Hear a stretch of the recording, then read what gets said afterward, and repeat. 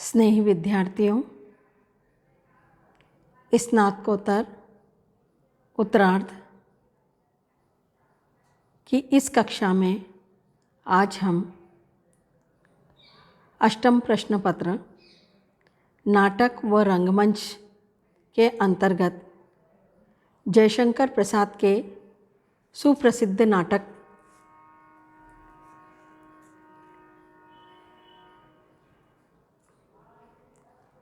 चंद्रगुप्त के ऐतिहासिक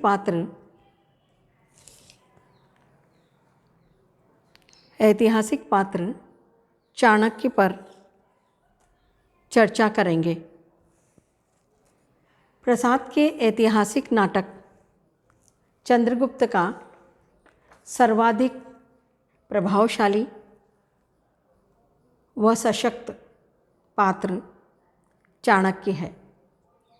वह चंद्रगुप्त के माध्यम से अपने उद्देश्य को प्राप्त कर मगध के नंदवंश का उन्मूलन कर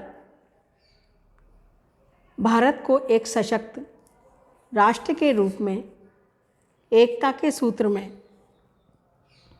आबद्ध करता है। अपनी कूटनीति, अर्थनीति, राजनीति से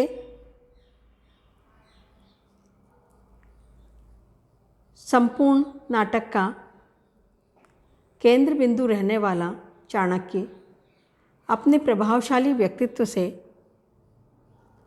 पाठकों को सर्वाधिक प्रभावित करता है। उसकी चारित्रिक विशेषताओं का उद्घाटन हम विभिन्न बिंदुओं के माध्यम से कर सकते हैं। उसके परिचयात्मक विवरण के अंतर्गत वह विष्णुगुप्त मगध के ब्राह्मण चणक का पुत्र था। मगध के सम्राट नंद ने अपने एक मंत्री शक्टार को बंदी बना लिया था। इस अन्याय के विरुद्ध चणक ने आवाज़ उठाई तो नंद ने उसका सर्वस्व छीन लिया तथा अपने राज्य से निर्वासित कर दिया। उस समय चाणक्य तक्षशिला में अध्ययन करने गया था। वहाँ से लौटकर आने पर उसे अपने परिवार के प्रति हुए अन्याय का पता चला। नंद ने बौद्ध धर्म स्वीकार कर लिया है और वह ब्राह्मणों का विरोधी है। चाणक्य शक्टार की कन्या सुहासिनी से प्रेम करता था, किंतु शक्टार को बंदी बना लिए जाने पर वह भी पेट की ज्वाला शांत करने हेतु अभिनेत्री हो गई। इस अत्याचार से दुखी चाणक्य मगध साम्राज्य को नष्ट करने का संकल्प करता है।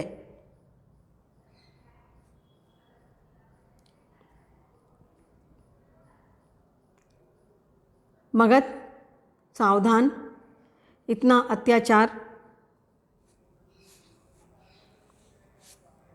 सहना असंभव है।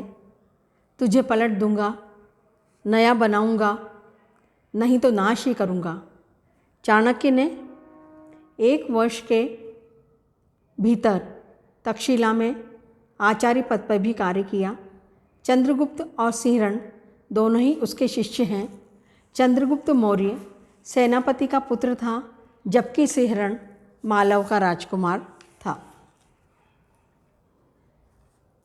कूटनीतिज्ञता के अंतर्गत हम देखते हैं कि चाणक्य की ख्याति कूटनीतिज्ञ के रूप में अधिक रही है। वह जानता था कि प्रबल शत्रु भारत पर आक्रमण की तैयारी कर रहा है तथा उत्तर भारत के छोटे छोटे राज्य पारस्परिक द्वेष से जर्जर हैं। वे सिकंदर की प्रचंड शक्ति का सामना नहीं कर पाएंगे। तक्षशिला के राजा यवनों को भारत में प्रवेश के लिए मार्ग दे रहे हैं और बदले में प्रचुर धन उत्कोच के रूप में ले रहे हैं। मगध साम्राज्य में इतनी शक्ति है कि यदि वो पर्वतेश्वर की सहायता करे तो सिकंदर का आक्रमण निष्प्रभावी बनाया जा सकता है। किंतु सम्राट नंद की पुत्री का विवाह प्रस्ताव पर्वतेश्वर ने क्षत्रियत्व के अभिमान में ठुकरा दिया। इस अपमान के कारण नंद पर्वतेश्वर की सहायता के लिए अपनी सेना चाणक्य के अनुरोध पर भी नहीं भेजता। चाणक्य ने ही चंद्रगुप्त को मगध के नंद राजवंश का समूल विनाश करने को प्रेरित किया। उससे पूर्व चाणक्य की राजनीति के कारण ही पश्चिमोत्तर के छोटे छोटे राज्य चंद्रगुप्त के अधीन हो गए थे। चाणक्य ने चंद्रगुप्त को इसीलिए मगध का अधिपति बनाया, क्योंकि मगध जैसे छोटे राज्य के नेतृत्व में अन्य छोटे छोटे राज्य एकत्र हो सके और विदेशी आक्रांता का डटकर मुकाबला कर सके। चाणक्य दूरदर्शी राजनीतिज्ञ था। वह जानता था कि चंद्रगुप्त की हत्या का षड्यंत्र मगध में उसके छिपे हुए विरोधी कर सकते हैं। इसीलिए वो चंद्रगुप्त का विजयोत्सव रुकवा देता है, बाद में उसका स्थान बदल देता है और मालविका को उसकी रक्षा का भार सौंपता है। चाणक्य की सफलता का कारण उसकी प्रखर प्रतिभा तथा अन्य स्वभावजन्य विशेषताएं हैं। वह निर्भीक, साहसी, सिद्धांतवादी, कर्मयोगी और परिश्रमी व्यक्तित्व है। चाणक्य के सिद्धांतवादी रूप में हम ये प्रतिज्ञा देखते हैं कि दया किसी से न मांगूंगा, अधिकार मिलने पर किसी पर दया न दिखाऊंगा। उसने अपने इस सिद्धांत का सर्वत्र पालन किया। वह अपना ध्यान लक्ष्य पर केंद्रित रखता है, साधन पर नहीं। उसका कथन है, चाणक्य सिद्धि देखता है, साधन चाहे कैसा ही हो। विपत्ति और विषम परिस्थितियाँ उसे विचलित नहीं कर पाती। उसकी नैतिकता, उसकी नीति विपत्ति में और भी लहराती है। अनुभूतिपूर्ण अंतःकरण। चाणक्य का हृदय अनुभूतिपूर्ण है। सुवासनी से वह प्रेम करता था, किंतु पेट की आग शांत करने के लिए सुहासिनी अभिनेत्री बन चुकी है। अब वो राक्षस की प्रेमिका है। सुहासिनी को खोकर वह स्वयं को कंगाल मानता है। उन्हीं के शब्दों में, वह स्वयं टूट गया। इस विजन सिंधु में एक सुधा की लहर दौड़ रही थी, किंतु तुम्हारे समय ने उसे लौटा दिया। मैं कंगाल हूँ। सिकंदर से मैत्री हो जाने के बाद उसकी मंगलमय यात्रा की कामना करता है और अपने प्रबल प्रतिद्वंदी राक्षस को भी वह चंद्रगुप्त का ही मानता है। राक्षस चाणक्य की प्रशंसा इन शब्दों में करता है, चाणक्य विलक्षण बुद्धि का ब्राह्मण है। उसकी प्रखर कूट राजनीति के साथ दिन रात जैसे खिलवाड़ किया करता है।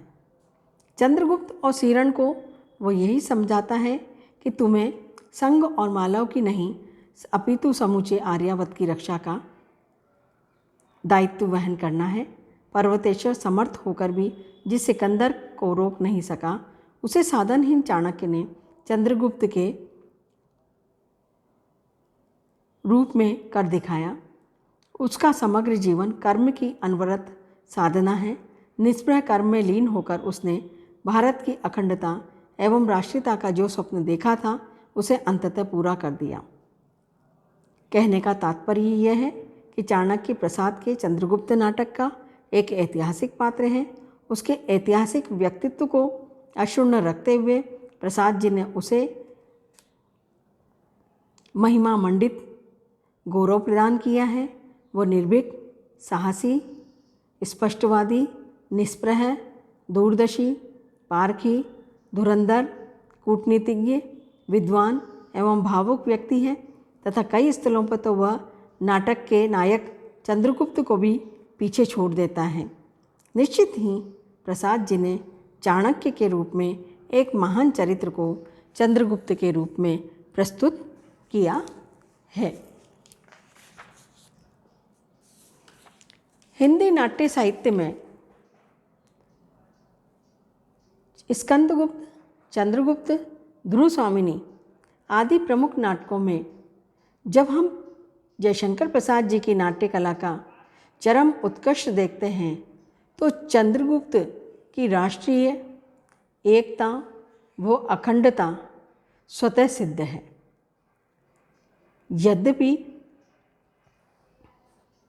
नाट्य रचना में अनेक पुरुष पात्र हैं, तथापि सर्वाधिक सशक्त पात्र चंद्रगुप्त ही हैं। वही नाटक का केंद्र बिंदु है। अधिकांश घटनाएं उसी के चारों ओर केंद्रित हैं और वही अंतिम फल का भोक्ता है। अतः चंद्रगुप्त को ही इस नाटक का नायक माना जा सकता है। नाटक का नामकरण भी उसी के आधार पर किया गया है, क्योंकि सिकंदर की सेना को परास्त करना, मगध के शासक नंद को गद्दी से हटाकर मगध का शासक बनाना, फिर सिलिकुस को पराजित करके संपूर्ण भारत को एकता के सूत्र में बांध देने का जो गुरुतर दायित्व चंद्रगुप्त ने अपने नेतृत्व से निभाया है, चाणक्य का चरित्र उससे अत्यंत भव्य व गरिमापूर्ण हो गया है। किंग मेकर की लंबी भूमिका रही है, फिर भी एक कूटनीतिज्ञ मंत्री, स्वाभिमानी ब्राह्मण के रूप में चाणक्य दर्शकों पर अपना अमिट प्रभाव छोड़ता है। चाणक्य के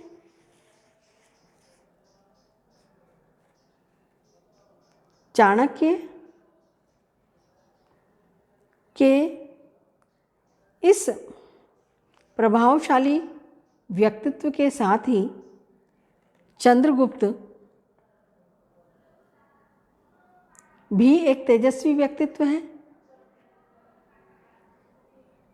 वो सुंदर, सुशील, वीर, स्वाभिमानी, गुरुभक्त, साहसी, दृढ़ प्रतिज्ञ योद्धा है। न्याय के लिए संघर्ष करना,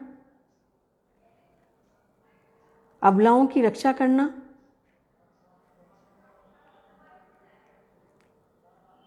विपन्नों दुखियों की सहायता करना वह अपना कर्तव्य समझता है, इसलिए सबके आकर्षण का केंद्र है।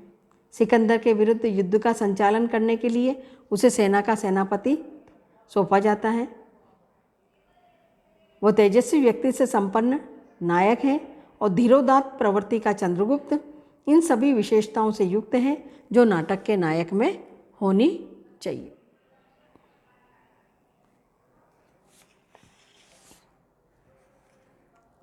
वीर व साहसी। चंद्रगुप्त वीर एवं साहसी योद्धा है। नाटक के प्रारंभ में वो राजकुमार आबिक को अपनी वीरता का परिचय देता है। अपनी वीरता से वो सैनिकों को परास्त कर अकेला ही चाणक्य को नंद के बंदी गृह से मुक्त कराता है। नंद को सत्ताच्युत कर मगध का शासक बनाता है। तक्षशिला में जब राजकुमार आबिक सिंहरण को धमकाता है तब चंद्रगुप्त ही आबिक को द्वंद्व युद्ध में परास्त करता है। जब चाणक्य उसे बालकों जैसी चपलता को त्यागने का परामर्श देता है तब चंद्रगुप्त कहता है, आर्य संसार भर की नीति और शिक्षा का अर्थ मैंने यही समझा है कि आत्मसम्मान के लिए मर मिटना ही दिव्य जीवन है। उत्कृष्ट राष्ट्रभक्त। चंद्रगुप्त के हृदय में राष्ट्र के प्रति भक्तिभाव और देश प्रेम की भावना कूट कूट के भरी हुई है। जब चाणक्य उसे विदेशी आक्रांताओं के बारे में सचेत करता हुआ कहता है कि ये विदेशी भारत भूमि को पददलित करेंगे और आर्यावर्त के सभी राज्य एक एक कर विदेशियों के अधीन हो जाएंगे, तब चंद्रगुप्त उसे आश्वस्त करता हुआ कहता है, गुरुदेव विश्वास रखिए, ये सब कुछ नहीं होने पाएगा। ये चंद्रगुप्त आपके चरणों की शपथ पूर्वक प्रतिज्ञा करता है कि यवन यहाँ कुछ नहीं कर पाएंगे। भावुक प्रेमी।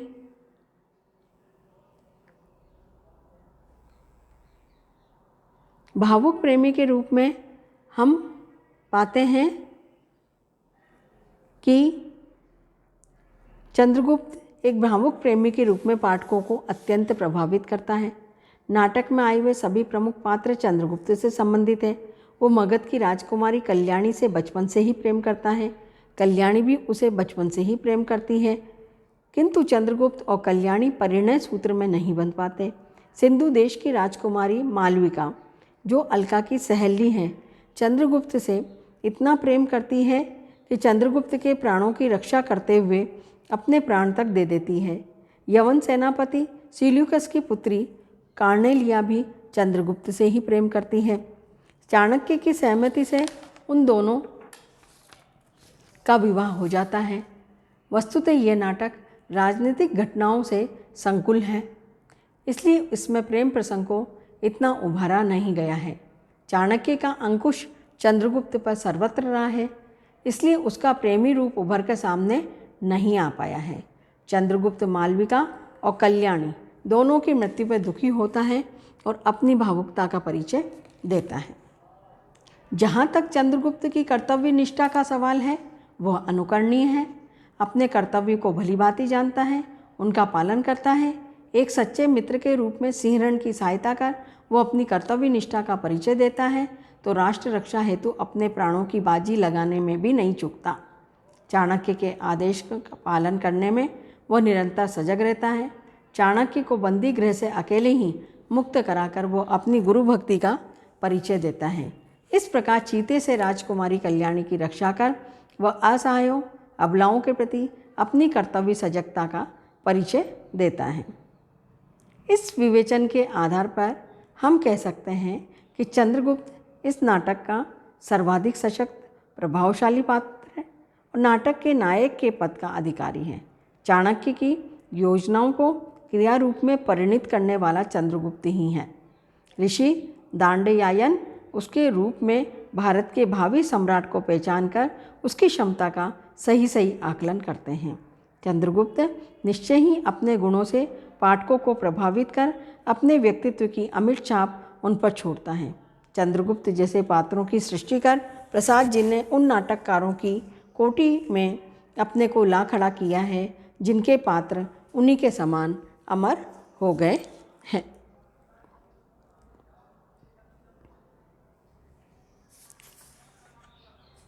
जब हम चंद्रगुप्त नाटक के नाट्य शिल्प का विचार करते हैं तो देखते हैं कि नाटक की रचना रंगमंच के लिए की जाती है और किसी नाटक की सफलता का मापदंड उसकी रंगमंचीयता व अभिनेता को माना जा सकता है।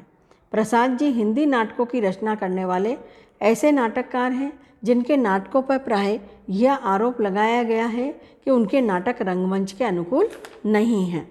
इस आलोचना से प्रसाद जी परिचित हैं, अतः उन्होंने अपना अंतिम नाटक ध्रुव स्वामिनी रंगमंच को ध्यान में रखकर लिखा है और वह रंगमंचिता की दृष्टि से उपयुक्त भी है।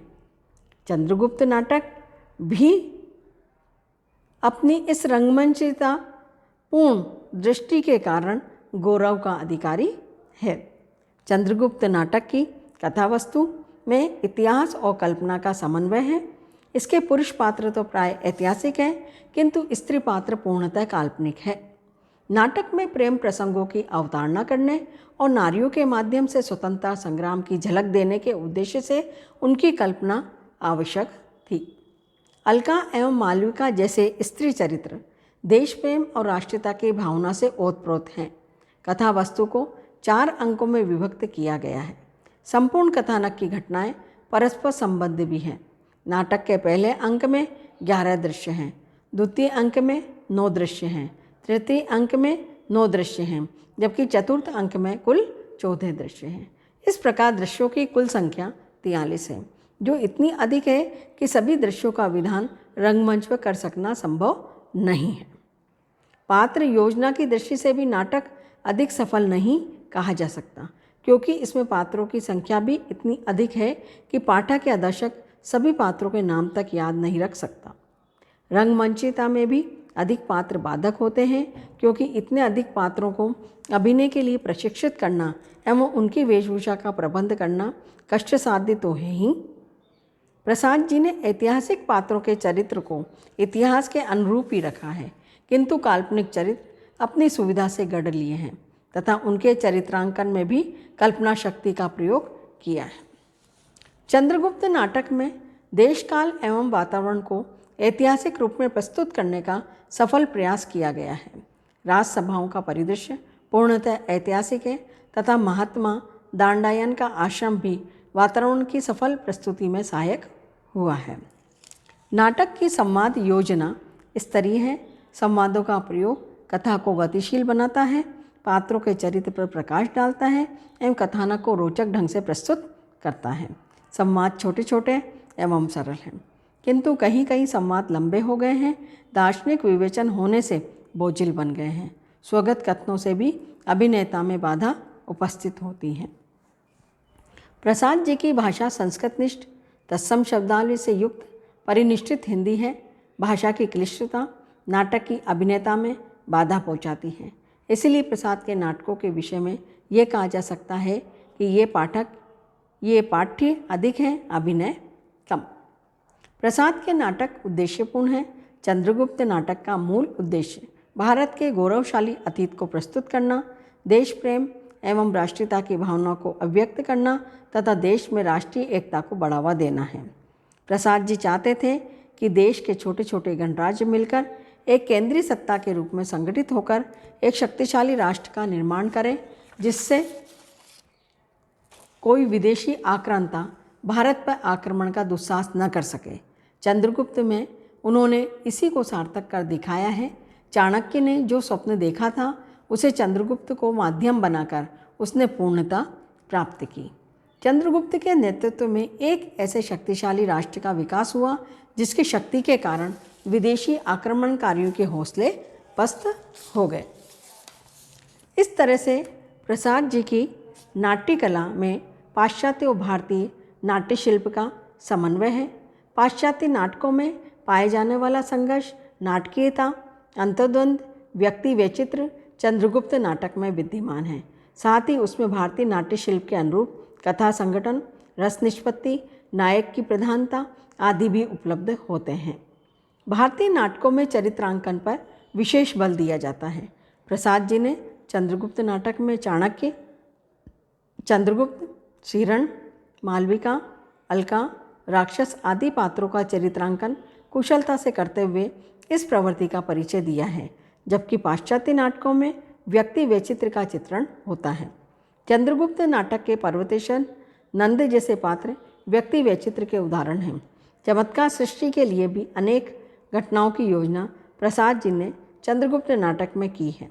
यथा सिंह के आक्रमण से कल्याणी की चंद्रगुप्त द्वारा रक्षा करना, अलका को सेल्यूकस से बचाने के लिए श्रीरण का उपस्थित होना, कार्नेलिया को फिलिप्स से बचाने हेतु चंद्रगुप्त का आना, नंद के अत्याचार से सुहासिनी की रक्षा करने हेतु राक्षस का आना, महात्मा दांडायन की भविष्यवाणी आदि। नायक को फल प्राप्ति का होना तथा नाटक का सुखांत होना भी भारतीय नाट्य कला के प्रभाव से ही चंद्रगुप्त में नियोजित हुआ है। चंद्रगुप्त में भारतीय संस्कृति का आख्यान भी हुआ है। इस तरह से चंद्रगुप्त नाटक रंगमंचिता व अभिनेता की दृष्टि से सफल नहीं कहा जा सकता, क्योंकि इसमें ऐसे दृश्य हैं जिन्हें रंगमंच पर प्रस्तुत करना संभव नहीं। नाटक का कलेवर विशाल है, इसे 3 घंटे में रंगमंच पर प्रस्तुत नहीं किया जा सकता। चंद्रगुप्त का कथानक बहुत लंबा है तथा उसमें बहुत लंबे समय की घटनाओं का चित्रण है, अतः स्थान ऐक्य व काल ऐक्य का निर्वाह नहीं हो सका। नाटक में कुल मिलाकर 26 पात्र हैं। इतने अभिनेताओं को जुटा पाना संभव नहीं है।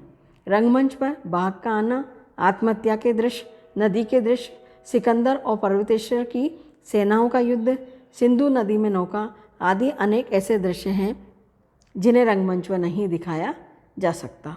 संवाद बड़े बड़े हैं, काव्यात्मक एवं दार्शनिकता से भरपूर हैं। भाषा संस्कृतनिष्ठ, लाक्षणिक शब्दावली से युक्त अत्यंत क्लिष्ट है, जिसे दर्शक नहीं समझ सकता। दृश्यों की अधिकता है। गीत लंबे एवं कठिन है, अतः चंद्रगुप्त रंगमंच के लिए अनुकूल नाटक नहीं कहा जा सकता। यदि इस नाटक को सफलतापूर्वक संपादित किया जाए और अभिनय में बाधक दृश्यों को निकाल दिया जाए, भाषा के क्लिष्टत्व को दूर कर दिया जाए और अनावश्यक कथा वस्तु व पात्रों को हटा दिया जाए, तो इसे रंगमंच पर सफलतापूर्वक प्रस्तुत किया जा सकता है। इस तरह से चंद्रगुप्त निश्चय ही प्रसाद की उत्कृष्ट नाट्य रचना है, भले ही यह अभिनेता की दृष्टि से सफल कृति न हो या अपनी विषय वस्तु और शिल्प विधान के कारण पाठकों को प्रभावित करती है। इस नाटक में अव्यक्त राष्ट्रीयता की भावना, देश प्रेम की भावना, अतीत गौरव एवं भारतीय संस्कृति का निरूपण इसे एक महान नाट्य कृति के रूप में प्रतिष्ठित करता है। निश्चित ही ये प्रसाद की महत्तम उपलब्धि